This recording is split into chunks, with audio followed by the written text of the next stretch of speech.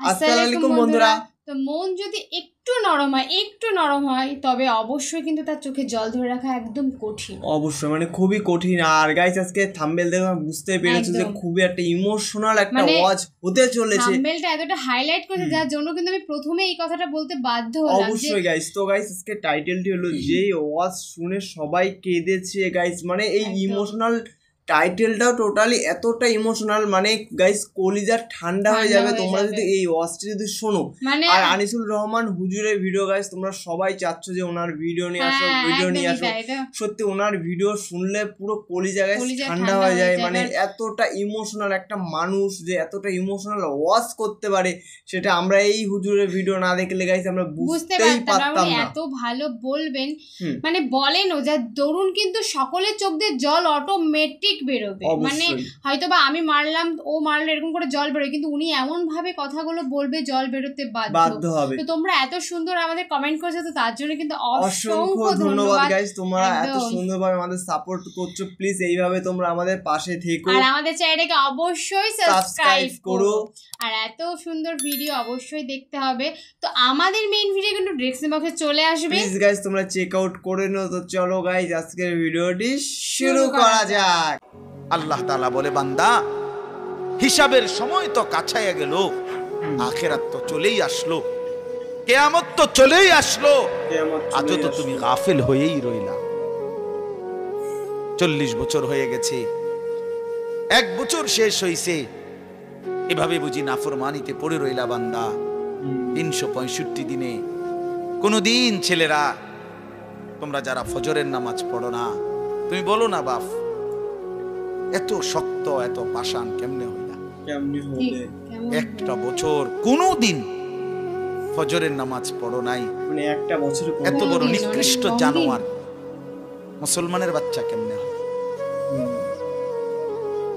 বলে? এত বড় জানোয়ার একটা মানুষের বাচ্চা কেমনে হয়? এটা কি পরিমাণ হাইওয়ান, এটা কত বড় হাইওয়ান, কত বড় জন্তু, কত বড় পশু। 1 বছর 365 দিনে এই হাইওয়ান কোনদিন নামাজ পড়ে, ফজরের নামাজ পড়ে। শুধু 1 বছর, খবর নিলে দেখবেন 10 বছর, খবর নিলে দেখবেন 5 বছর। জানোয়ারের মতো, ইহুদির মতো, খ্রিস্টানের মতো চুল রাইখা তৃপ্তি বোধ করে। এর চাইতে অসভ্যতা, এর চাইতে নিকৃষ্ট রুচি, এত বিকৃত মানসিকতা জন্তু জানোয়ারেরও হয় না। জন্তু জানোয়ার, তোমরা যে সমস্ত ছেলের চুল ইহুদির মতো, খ্রিস্টানের মতো, বেঈমানের মতো, বেটা তুমি একদম নিম্ন রুচির মানুষ, একেবারে ফসা মানুষ বেটা, তুই ফালতু লোক বেটা, তুই বেটা তোর কোনো রুচি বলতে কিছু নাই বেটা, তোর কোনো রুচিবোধ নাই বেটা। কার মতো মুসলমানের বাচ্চা হইয়া মুসলমানের ঘরে জন্ম নিয়া বেটা আল্লাহর আজান শুনলি, ডান কানে বাম কানে তোরে আজান দিছে, এক পবিত্র মা তোরে 2টা বছর দুধ পান করাইছে বেটা। কোন শরমে বেটা তুই ওই বেঈমানদের মতো চুল কাটলি বেটা? ওদের কোনো জাতপাত আছে বেটা? ওদের কোনো ইজ্জত আছে না সম্মান আছে? আল্লাহ তাআলা কোরআনুল কারীমে বলছে, ইন্নামাল মুশরিকুনা নাজাস। কোরআনের আয়াত কিনা? আল্লাহ বলছে সমস্ত মুশরিক নাপাক, নাজাসুন নাজাস। সমস্ত ইহুদি নাপাক, সমস্ত খ্রিস্টান নাপাক, সমস্ত হিন্দু নাপাক, সমস্ত বৌদ্ধ নাপাক, সমস্ত নাস্তিক নাপাক, সমস্ত মুরতাদ নাপাক, সমস্ত বেঈমান নাপাক।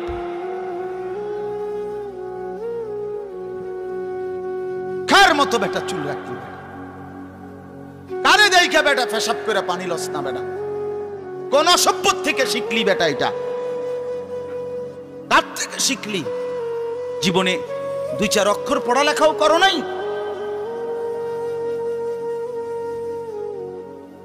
2-4 শব্দ পড়ো নাই তোমরা ছেলেরা। মানুষ এত অভদ্র অপবিত্র হয় কেন? কোরআনুল কারীমের মধ্যে আছে, আল্লাহ তাআলা বলে, বান্দা কি আজীব কথা, কোরআন শরীফে আছে বান্দা কোনোভাবেই যদি পানি নাই, ঠিক আছে, ফাইন লাম তাজিদু মাআন ফাতায়াম্মামু সাঈদান তাইয়্যিবা, তাহলে মাটি দিয়ে, পবিত্র মাটি দিয়ে তায়াম্মুম করো, তবুও নিজেকে পবিত্র বানাও। যদি বলি আল্লাহ পানি নাই, ঠিক আছে, তো মাটি দিয়ে হলেও পবিত্র হইতে হবে, এত তাড়াহুড়া কা? পানি আইও, পানি পাইয়া লই, এরকম শুরু করলেন। কোরআন শরীফের সরাসরি আয়াত, আল্লাহ তাআলা বলে জানো, ওয়ালাকিন ইউরিদু লিইউতাহহিরাকুম, আল্লাহ বলেন আমি না আমার ইমানদার বান্দাকে সারাক্ষণ পবিত্রই দেখতে চাই। এটা সত্যি দোস্ত আমার, এটা কোরআন শরীফের আয়াত। ওয়ালাকিন ইউরিদু লিইউতাহহিরাকুম, আমি আমার বান্দাকে পবিত্র, মুমিন আমার সে, ও অন্য কেউ না, ও আমার ইমানদার বান্দা। তো ইয়া আইয়ুহাল্লাযীনা আমানু ইযা কুমতুম ইলাস সালাতি ফাগসিলু ওয়ুজুহাকুম, এই আয়াতের মধ্যে এটা, এই আয়াতের অন্তর্ভুক্ত অংশ এটা। ওয়ালাকিন ইউরিদু লিইউতাহহিরাকুম, ইমানদার পানি নাই, ঠিক আছে, তায়াম্মুম করো মাটি দিয়ে। কেন এমন তাড়াহুড়া? আল্লাহ তাআলা বলে আমি যে তোমাকে পবিত্র দেখতে চাই, আমি কে তোমাকে পবিত্র। ফীহি রিজালুন ইউহিব্বুনা আন ইয়াতাতাহহারু আল্লাহু ইউহিব্বুল মুত্তাহহিরিন। কোরআন শরীফের আয়াত আছে, আল্লাহ বলে বন্ধু আপনার কিছু সাহাবীকে আমি দেখছি, আল্লাহ প্রশংসা করতেছে। মদিনার কুবা একটা এলাকা, যেখানে নবীজি মদিনার মক্কা থেকে হিজরত করে এসে প্রথম ঢুকছিলেন। এই হিজরত করে আইসা প্রথম যেখানে ঢুকছেন এই জায়গাটার নাম হলো কুবা নগরী। কুবা, কি নাম? কুবা। এই এলাকার যারা সাহাবী ছিল ওনাদের একটা অভ্যাস ছিল, ওনারা ওই সময় পানির তীব্র সংকট ছিল, পানি কম ছিল আর কি। তো তীব্র পানির সংকট থাকার পরেও ওনারা খাবারের পানি, রান্নার পানি, মানে ভাত তরকারি রান্নার যে পানি আর খাবারের পানি কম খাইতো, কম ব্যবহার করত। এখান থেকে পানি বাঁচাইয়া পেশাব পায়খানার পবিত্রতার জন্য যে পানি দরকার ওইখানে তারা পর্যাপ্ত পরিমাণ পানি ব্যবহার করত, যেন পবিত্রতার মধ্যে কোনো কমতি না থাকে।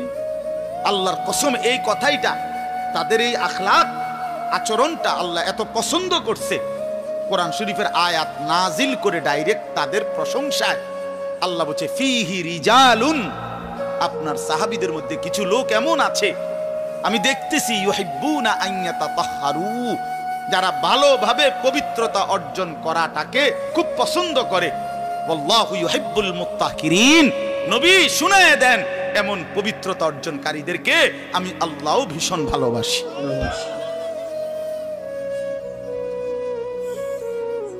তোরে আল্লাহ ঘৃণা করে। যুবক, তোদের যাদের প্যান্টে পেশাব, তোরা যারা টয়লেট পেপার ব্যবহার করো না, তুই নিকৃষ্ট রুচির মানুষ বেটা, ফালতু বেটা, ফালতু বেটা। চুল কেবল চুলের পিছনের দিকে ফিরাস বেটা, এতে মানে একটা কেমন লাগে।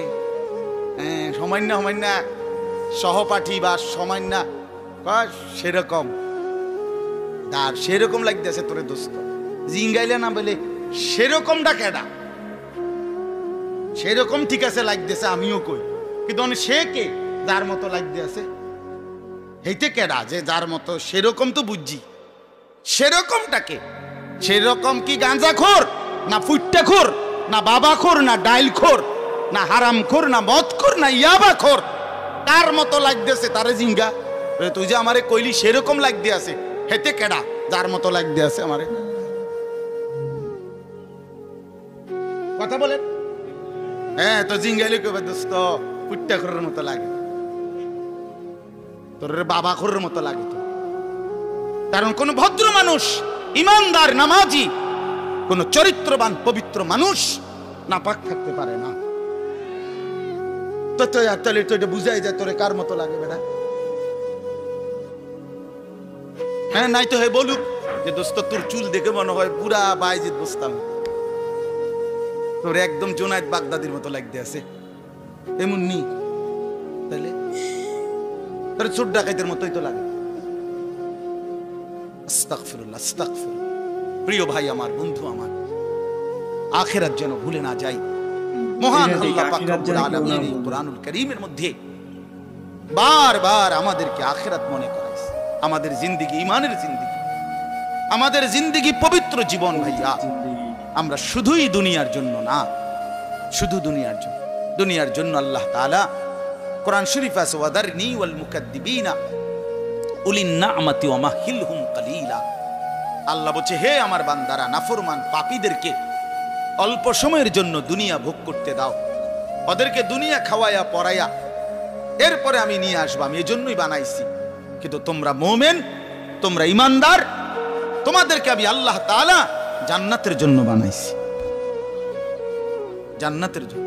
উইদ্দাত লিল মুত্তাকিন, মুমিনদের জন্যই জান্নাত, মুত্তাকিদের জন্যই জান্নাত। একটা বেঈমানও জাহান্নাম থেকে মুক্তি পাবে না। কোন কাফের, কোন বেঈমান, কোন হিন্দু, কোন বৌদ্ধ, কোন ইহুদি, কোন খ্রিস্টান, কোন নাস্তিক মুরতাদ পরকালে এক ঢোক, এক জাররা, এক লোকমা, এক ঢোক পানি মিলবে না, সুখ মিলবে না। ঈমানবিহীন সমস্ত ভালো কাজ আখিরাতের বিচারে পরিত্যক্ত, মারদুদ, বাতিল। ঈমান শর্ত। মৃত্যু পরবর্তী যেই কোনো বিনিময়ের জন্য উত্তম বিনিময় পেতে হলে কি লাগবে? ঈমান জরুরি, ঈমান জরুরি।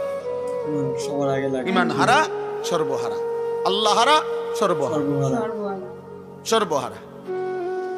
তো এই জন্য আল্লাহ তাআলা আমাদেরকে বানাইছেন আখিরাতের জন্য, আখিরাতে নিজের জন্য। খালাকতুল আশিয়া লি আজালিক ওয়া খালাকতুকা লি। আল্লাহ বলছে, বান্দা গোটা দুনিয়া আমি তোমার জন্য বানাইছি, তোমারে শুধু আমার জন্য বানাইছি। সারে দুনিয়া তেরে লিয়ে, তু সিরফ মেরে লিয়ে। বাহ, এই কথা ভাবলেই তো অবাক। আমার তো খুব ভালো লাগে যে কয় কি মালিক। हाँ, सारे दुनिया तेरे लिए, तू सिर्फ मेरे लिए। গোটা দুনিয়া বান্দা তোর জন্য, যা বান্দা সবটা দুনিয়া তোরে দিলাম, তোকে শুধু আমার জন্য রাখলাম। তু সিরফ মেরে লিয়ে, তুমি আমার জন্য, তুমি আমার হয়ে থাকবা, আমার সেজদা করবা, আমারে নামাজ, আমার হুকুম পালন করবা।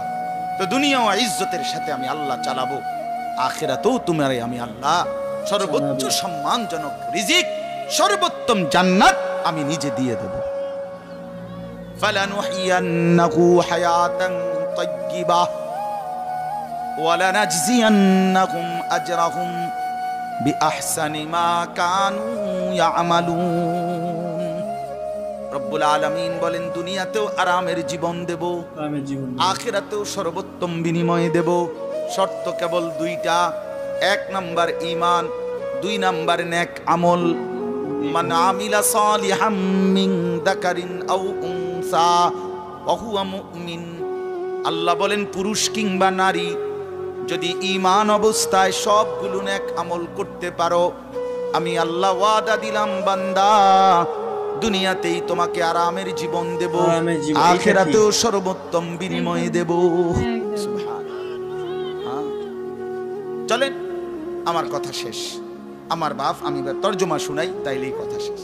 হাফেজ আমিন ভাই অনেক মহব্বত করছে, এই মাদ্রাসার মাহফিলে আসার সুযোগ হয়েছে, এতটুকুই।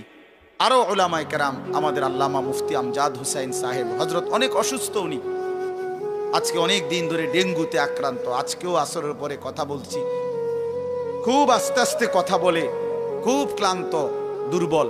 তারপরও আমারে বলছে যে আমিন ভাইয়ের মাহফিল আমি একটু লেগে হইলো আসমু। আমাদের আজকে যে একজন মাওলানা শেষ বয়ান করবে, অসাধারণ। আপনাদের ছেলেদেরকে, তোমাদেরকে বলি বাপ, আমার অনুরোধ রইল, আমার এই কথাটা রাইখো, তোমরা ওর বয়ান শুনো। আমি নিজেও ওর বয়ান শুনি, আমি নিজেও এর বক্তব্য। অসাধারণ বয়ান করে সে। হযরত মাওলানা মুফতি ইউসুফ বিন ইকবাল, তার বয়ান চমৎকার একেবারে। আল্লামা মুফতি আরিফ বিন হাবিব যেমন সব কথা হাদিস থেকে বলে, এই নওজোয়ান মাওলানাও ঠিক এরকম অনর্গল রাসূলুল্লাহ সাল্লাল্লাহু আলাইহি সাল্লামের হাদিস বলতে থাকে। হ্যাঁ, এজন্য সবাই ইনশাআল্লাহ এই মাওলানার বয়ান শুনবার চেষ্টা করবেন। তো তরজমাটা শুনেন, আল্লাহ তাআলা মূল বক্তব্য এটাই যে আল্লাহ আমাদেরকে আখিরাত মনে করাইতে চাইছে। কি আখিরাত মনে করাতে চাই। কোরআনুল কারীমের 30 নম্বর পারা 101 নম্বর সূরা আল কারিআ, এই সূরার আল্লাহ বলেন আল কারিআতু মাল কারিআ। আল কারিআ অর্থ হলো যেটা দরজায় আঘাত করে, খটখট খটখট আওয়াজ করে, এই খটখটকারী। আল্লাহ বলেন মাল কারিআ, বলো তো খটখটকারী বলতে কি? ওমা আদরাকা মাল কারিআ। আবারও বলছি নবী আপনাকে জানতে চাচ্ছি, জানেন এই আঘাতকারী খটখটকারী কি?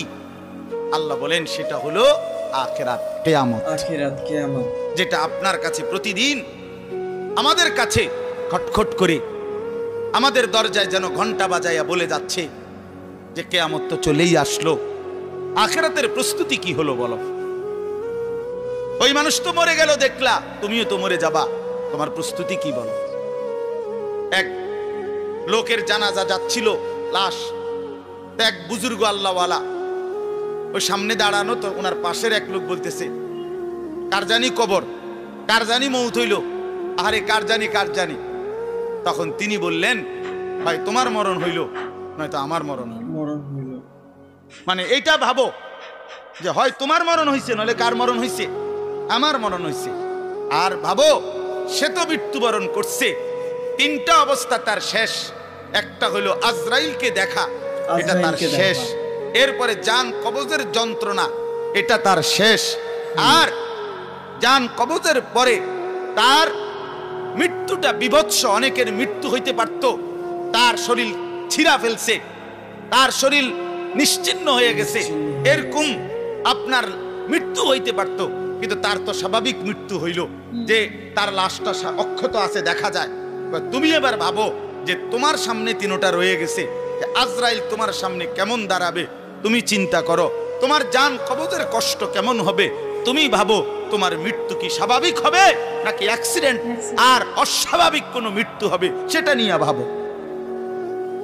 তাইলে প্রতিটা মৃত্যু আমাদেরকে ঘন্টা বাজায়, প্রতিটা রাত আমাদেরকে ঘন্টা বাজায়, প্রতিটা দিন আমাদেরকে ঘন্টা বাজায় যে বান্দা সময় তো চলে গেল, আখিরাতের কি হলো, কবরের কি হলো, পরকালের কি হলো। ইয়াউমা ইয়াকুনুন নাসু কাল ফারাশিল মাবসুত ওয়া তাকুনুল জিবালু কাল ইহনিল মানফুশ। আল্লাহ বলে একদিন সত্যি সত্যি কিয়ামত হবে, ইসরাফিল ফু দিবে। সেদিন কি হবে? সেদিন সমস্ত মানুষগুলো হয়ে যাবে বিক্ষিপ্ত পতঙ্গের মতো। বিক্ষিপ্ত পতঙ্গ মানে আপনারা একদম সহজ বুঝবেন, ওই যে বাতির মধ্যে, লাইটের মধ্যে, আলোর মধ্যে অনেক সময় যে সাদা সাদা পোক এগুলো আসে, এগুলো দেখছেন? এগুলোর কি কয়? উলু উলু। এই যে আর একটু বড় বড় সাদা সাদা, হ্যাঁ, এই উলু উলু, এই উলু পোকা। এইটা যেমন মাঝে মাঝে এইভাবে আসে চারদিক থেকে উইরা উইরা আইয়াই পইরা হয় আগুনের মধ্যে, বাতির মধ্যে, আলোর মধ্যে পইরা পইরা মরে, নিচে মরে। তো আল্লাহ পাক বলেন ইসরাফিল ফু দিবে, কিয়ামত শুরু হবে। মানুষ এরকম পাগলের মতো, উলুর মতো দৌড়াইয়া পতঙ্গের মতো চারিদিকে দিক বিদিক শূন্য হইয়া দৌড়তে থাকবে। কেউ বলতে পারবে না কে কোথায় যাচ্ছে, কোথায় দৌড়াচ্ছে, কি হচ্ছে। সবাই অস্থির হয়ে যাবে। এরই মধ্যে যে যেখানে গিয়া পড়ে যাবে ওইখানেই তার মৃত্যু, ওইখানেই কবর। ওয়াতাকুনুল জিবালু কাল ইহনিল মানফুশ। পাহাড়গুলো একটা নমুনা আল্লাহ বলছে, পাহাড়গুলো তুলারে দীর্ঘক্ষণ মেশিনের মধ্যে ধুনাইয়া সারলে, এবার যখন ঝরঝরা হয় তুলা, তো এবার যদি বাতাস লাগে তাইলে যেমন এটা উড়তে শুরু করে, তুলা উড়ে। তো আল্লাহ তাআলা বলে পাহাড়গুলো এরকম ধ্বনিত তুলার মতো উঠতে থাকবে, পুরা সৃষ্টির সবকিছু ভাঙ্গা চুইরা শেষ হয়ে যাবে। হাসরের ময়দান কায়েম হবে। আর সেখানে কি হবে? দুইটা অবস্থা। ফাআম্মা মান সাকুলাত মাওয়াজিনহু, সেই হাসরের ময়দানে আমলনামা হাতে নিয়ে মিজানের পাল্লায় যার নেকি ভারী হবে, ফাহুয়া ফি আইশাতির রাদিয়া, সেই সন্তুষ্টিময় আরামদায়ক জান্নাতের জীবন লাভ করবে। ওয়া আম্মা মান খাফফাত মাওয়াজিনহু ফাউম্মুহু হাওিয়া ওয়া মা আদরাকা মা হিয়া নারুন হামিয়া। আর যার আমলনামা মিজানের পাল্লায় ওজন দেওয়ার পরে হালকা হবে, গুনাহ ভারী হবে, নেকি হালকা হবে, আল্লাহ তাআলা বলেন তার ঠিকানা হবে হাবিয়া নামক জাহান্নাম। আর আল্লাহ নিজেই বলে নবী জানেন হাবিয়া জাহান্নামটা কেমন, নারুন হামিয়া, একেবারে প্রজ্বলিত ধাউ ধাউ করে জ্বলন্ত আগুন, এটার নামই হচ্ছে হাবিয়া। হাবিয়া হাবিয়া। এখানে একটা কথা শুধু বলি, কথা আমার শেষ। এক নম্বর কথা হলো এই জিন্দেগির মধ্যে যদি আমল বাড়াই তাহলে আখিরাতে জান্নাত হবে, এই জিন্দেগির মধ্যে যদি নাফরমানি বাড়াই তাহলে আখিরাতে জাহান্নাম হবে। মানে একটা শব্দ আছে ফা উম্মুহু হাবিয়া। এই ছেলেরা তোমাদের জন্য আমি শেষ এই কথাটা আবার বলে যাই। এই শব্দটার তাফসীর আমি আজকেও পড়ছি, তাফসীরে কুরতুবিতে, তাফসীরে ইবনে কাসিরের মধ্যে আছে। আল্লাহ তাআলা বলছেন ফা উম্মুহু হাবিয়া, নাফরমান পাপীকে হাসরের ময়দানে এই উম্মুহুর শব্দের অর্থ হলো উম্মু রাসিহি, অর্থাৎ তার মাথার সামনে যে চুল, এই চুল ধরে দাঁড়ানো মানুষটাকে বেইজ্জতি করে নিচে নামাইয়া এরপরে লাথি দিয়া জাহান্নামে ফেলে, এইটা অর্থ। এই অতএব এই লম্বা চুল, এই বিকৃত চুল ছাড়ো, ছাড়ো, নাই তো জাহান্নামের ফেরেশতা টান দিয়া ধইরা তোরে দাঁড়ানোর থেকে নিচে ফেলাইয়া একটা লাথি দিয়া জাহান্নামে ফেলে দে। তখন বুঝবা, তখন বুঝবা। এই জন্য আমি অনুরোধ করলাম, রাগ হইও না, আমি শক্তই বললাম, মনে করো তোমরা এই স্বাভাবিক চুল রাখো, স্বাভাবিক চারদিকে সমান চুল রাখো। এটা কোনোভাবে এটা অসভ্যতা, এটা ফ্যাশন না, এটা জাহান্নামীদের চিহ্ন ভাইয়া, এটা দাজ্জালের চিহ্ন। দয়া করে আমার এই কথা ফিরাই দিও না, ফিরাই দিও না যুবক। নিয়ত করো ইনশাআল্লাহ, ছেলেরা ছেলেরা নিয়ত করো, বলো যুবক ইনশাআল্লাহ, পাক্কা নিয়ত করো ইনশাআল্লাহ। তোমাদের যুবক আগামী দিনের জন্য, ইসলামের জন্য রেডি হইতে হবে। তোমরা নামাজ পড়তেই হবে বাবা। আল্লাহকে রাজি না করলে আমার মাতৃভূমিও নিরাপদ থাকবে না।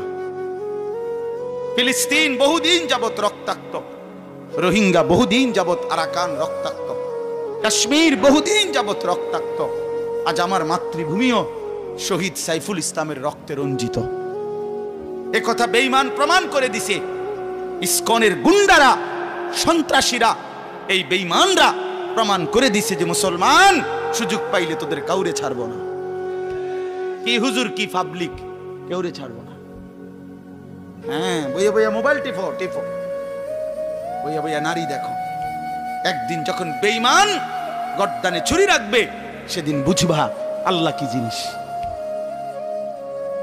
আল্লাহ কি জিনিস।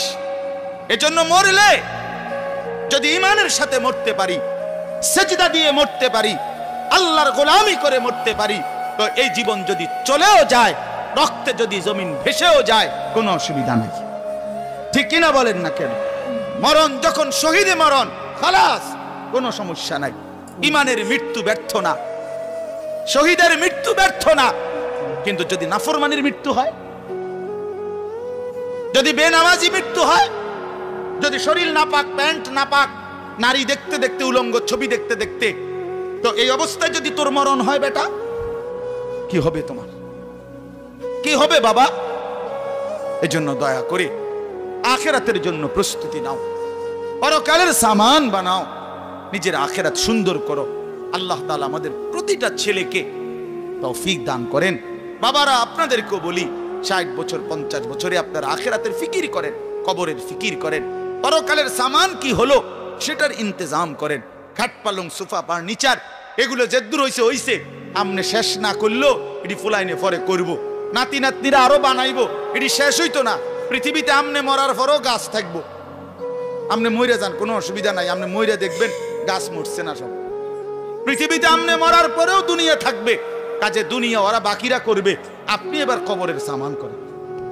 আল্লাহ আমাদের বাবাদেরকে, চাচাদেরকে, বয়স্কদেরকেও আখিরাতের কবরের পুঁজি সংগ্রহ করার তৌফিক দান করেন। মা বোনদেরকে পর্দার ইজ্জতের কদর বুঝার তৌফিক দান করেন। তোমরা ছেলেদেরকে আল্লাহ তাআলা আগামী দিনের সত্যি খুবই সুন্দর একটা ওয়াজ ছিল। এরকম ওয়াজ শুনতে সত্যি মন, মানে এরকম ওয়াজ শুনলে মন পুরো ভালো হয়ে যায়, একদম ঠান্ডা হয়ে যায়। মানে চুপ, তোমরা নিজেরাও উপলব্ধি করতে পারলে উনি কথাগুলো কিন্তু কোনো ভুল বলেনি, যেটা বলেছে পুরো কারেক্ট সত্যি কথা বলেছে, মানে লজিক ছাড়া কোনো কথাই ছিল না। আর সত্যি ওয়াজটি সত্যি খুবই একটা ইমোশনাল একটা ওয়াজ ছিল। এখানে সব ধরনের সবাইদের কথাই বলা হয়েছে। আর আমাদেরকে কিন্তু সত্যি সব সময় এটা মাথায় আমাদের নিয়ে চলতে হবে যে আখিরাত আমাদের জন্য কিন্তু আছে। আখিরাতের কথাটা অবশ্যই মনে রাখাটা সকলের প্রয়োজন, কারণ সকলে তোমরা জানোই আজকালকার যে যুগ পড়েছে, মানে মানুষ কি করে ফেলে, সেখানে দাঁড়িয়ে কিন্তু সমস্ত কিছু দেখেই কিন্তু উনি আজকে এই কথাগুলো। আর সত্যি আনিসুর রহমান হুজুরের ভিডিওগুলো সত্যি খুবই ইমোশনাল। মানে ওনার যতগুলো আমি ভিডিও দেখেছি সবই ইমোশনাল এর উপরে ওয়াজ। তো তোমরা যদি এরকম ধরনের ভিডিও দেখতে চাও তো প্লিজ গাইস তোমরা কমেন্টে বলো, তাহলে এর থেকে বেটার ইমোশনাল ওয়াজ নিয়ে আমরা চলে আসবো তোমাদের সাথে। তোমাদের কাছে যদি ওনার কোনো ভিডিওর লিংক থাকে তো সেটাও অবশ্যই আমাদেরকে জানিও, তাহলে সেটাও আমরা করতে পারি অবশ্যই। আর আমাদের চ্যানেল কিন্তু অবশ্যই তোমাদেরকে সাবস্ক্রাইব করতে হবে গাইস, কারণ এত সুন্দর গাইস তোমাদের জন্য আমরা ভিডিও নিয়ে আসছি। আর প্লিজ গাইস তোমরা কমেন্ট করো নেক্সট তোমরা কি ধরনের ভিডিও দেখতে চাও, কোন হুজুরের ভিডিও দেখতে চাও। অবশ্যই গাইস এই হুজুরের নামটি তোমরা অবশ্যই এই ভিডিওর কমেন্ট বক্সে লিখে যেও, কারণ তোমাদের একটা কমেন্ট হবে আমাদের নেক্সট ভিডিও। তোমাদের কমেন্টের উপর ভিত্তি করেই আমরা ভিডিওগুলো প্রতিনিয়ত আনছি। সুতরাং তোমরা প্লিজ প্রচুর কমেন্ট করো যাতে আমরা আরো ভালো ভিডিও তোমাদের জন্য আনতে পারি। মানে এত সুন্দর দেখো তোমরা এত সুন্দর কমেন্ট করছো, আর কমেন্টের ভিডিওগুলো বানাতে গাইস সত্যি খুবই ভালো লাগে, যে পরে রেসপন্স পাওয়া যায় দাদা এই ভিডিওটা তুমি বানাও। সত্যি এইগুলো খারাপ লাগে, কিন্তু আমরা আশা করি যে সবাইদের মনের মতন ভিডিওগুলো আমরা নিয়ে আসার চেষ্টা করি প্রতিনিয়ত। আর এই ভিডিওটা কেমন লাগলো সেটাও অবশ্যই আমাদেরকে একবার জানিয়ে যাও, কারণ আমাদের কাছে তো খুবই ভালো লেগেছে। তোমাদের কাছে কতটা ভালো লাগলো সেটা অবশ্যই তোমরা নেক্সট কোন হুজুরের ভিডিও দেখতে চাও বারবার বলছি, অবশ্যই ভিডিওর কমেন্ট বক্সে এসে জানিয়ে দিও। তো চলো গাইস নতুন কোন ধামাকাদার ভিডিওতে তোমাদের সাথে আবার দেখাবে। আজকের মতন এখানেই টাটা।